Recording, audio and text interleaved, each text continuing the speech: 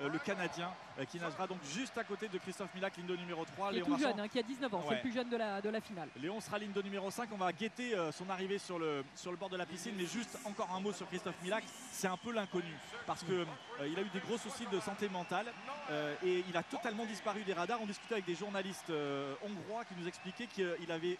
Alors est-ce que c'est vrai ou pas, il était réapparu 5 jours avant le début des Jeux. Il s'entraînait tout seul, son entraîneur ne savait plus où il était. Donc c'est un peu mystérieux tout ça, mais on l'a vu très en forme en demi. Il a nagé vite en demi. Attention, vous allez entendre et on va se taire. La bronca que je dis, l'ovation de la Paris La Défense Arena, parce que le prochain à entrer au bord du bassin, c'est Léon Marchand. Léon Marchand. Et le bleu blanc rouge est de sortie à la Paris La Défense Arena. Allez Léon, c'est génial ce qui se passe ici. Ah, qu'est-ce qui pourrait nous faire kiffer s'il attrapait la médaille d'or, ça serait dingue, Sophie, on en a tellement envie là. Et le voilà, Christophe Milak qui rentre maintenant sur le bassin, c'est lui. Le danger, il est là. Il a tout gagné, ce garçon, champion olympique. Il est énorme. Regarde-le, on dirait Aldo Machon, il roule des épaules, il est incroyable ce mec. Il est large, hein. Je peux te dire qu'il avait... Il va jouer au handball celui-là. Lui, il sait ce que c'est. Il a disputé les championnats du monde à domicile en 2022 à Budapest. Il a été double champion du monde, il a tout éclaté. C'est là qu'il a le record du monde d'ailleurs. Et il avait une pression de malade mental chez lui. J'ai l'impression qu'il veut boxer tous les supporters de Léon Marchand. Il est génial ce mec là. Je l'aime il a fait une super demi-finale. Il a été impressionnant. Jusqu'aux 150 mètres, ils étaient à peu près l'un et l'autre dans le même temps de passage. Et dans le dernier 50 Milak, on a remis une couche alors que Léon, lui, a ralenti, d'où la seconde de différence qu'il y a eu entre les deux hier. Mais franchement, ça va se jouer à rien aujourd'hui.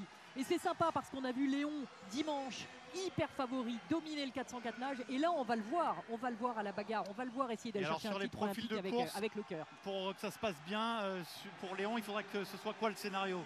Début de course, milieu, fin de course. Milak revient normalement toujours très fort. Mais s'il ne s'est pas beaucoup entraîné ces derniers temps, peut-être qu'il va le payer sur la fin. Et c'est le troisième de 100. Moi, j'imaginerais bien que Léon soit devant, quoi. La dernière coulée de Léon.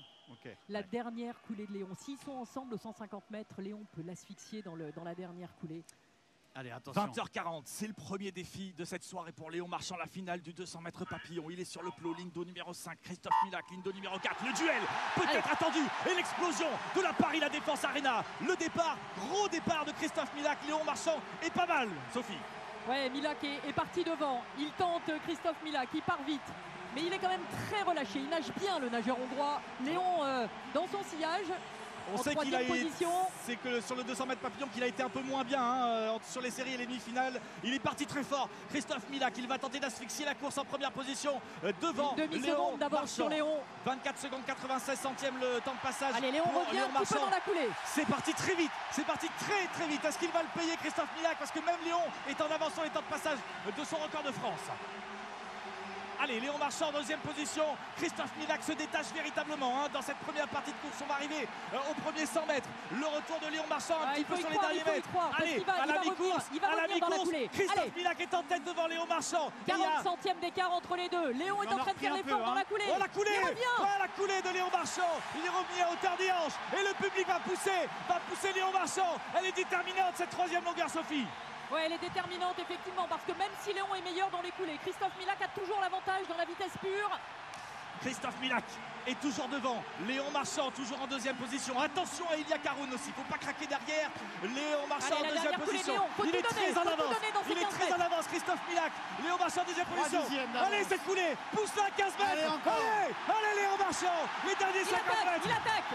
Il va attaquer. Et c'est maintenant que ça va jouer parce que Christophe Milak, est-ce qu'il a tenté de bluffer et de partir trop vite? Léon Marchand revient. Léon Marchand revient à 15 mètres maintenant. Milak est devant. Milak est devant, mais Léon Marchand, il va passer devant. Il va le faire. Mais oui.